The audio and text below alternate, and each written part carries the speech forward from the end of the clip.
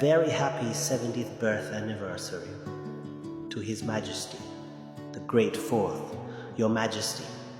On this extraordinary milestone, we bow with gratitude, pride, and boundless respect.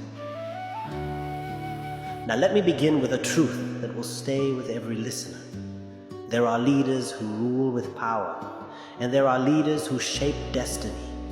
But only once in a lifetime does a leader appear who willingly gives up absolute power for the future of his people.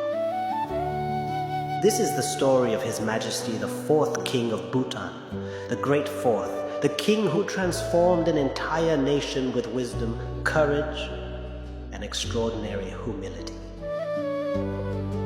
His Majesty was born on 11 November 1955, a birth foretold by ancient prophecy marking the arrival of a leader who would guide Bhutan into a new era. From his earliest years, he excelled in academics and athletics, studying in India and England and returning home as a disciplined, brilliant young prince. But his life changed forever when, at just 16 years old, he ascended the throne after the passing of his father. Imagine being 60, an age of school, youth, and discovery, and suddenly becoming the guardian of a nation's destiny. Yet His Majesty accepted this responsibility with strength far beyond his years. At the time, the country was isolated and developing, but His Majesty worked tirelessly, every day, every year, to modernize the nation while protecting its heart and identity. He preserved national culture, language, and spiritual values, reminding his people that progress must never cost them their heritage.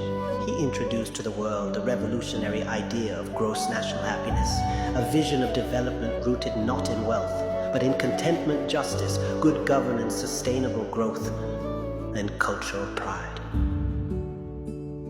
Long before the global community spoke of climate change, His Majesty ensured strong environmental protection. He declared that at least 60% of the country must remain under forest cover forever, a vision now enshrined in the Constitution. Today, because of him, the country stands as one of the world's only carbon-negative nations.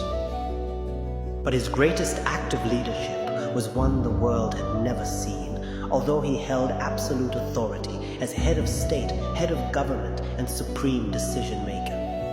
His Majesty believed that the future of the nation required the voice of its people. Starting in the early 1980s, he began decentralizing power to districts and local leaders, training and preparing them for democratic governance. He introduced elected ministers and created rotating prime ministership so leaders could gain real experience. He traveled across the entire nation, holding public meetings, listening to every citizen and explaining patiently again and again why democracy was necessary, even as people begged him not to give up power. Then, at the height of national peace and stability, His Majesty made a decision without parallel in modern history. He voluntarily stepped down from the throne. He brought together 3 historic events into one year: the celebration of 100 years of monarchy, the introduction of democracy, and the coronation of the 5th king, all planned with incredible foresight and humility. No world leader has ever relinquished absolute power so peacefully, so lovingly, and so selflessly. His Majesty, the Great Fourth, has shaped the country with vision, compassion, courage, and profound devotion. His legacy lives in its democracy, its environment, its culture, its identity, and in the happiness of its people.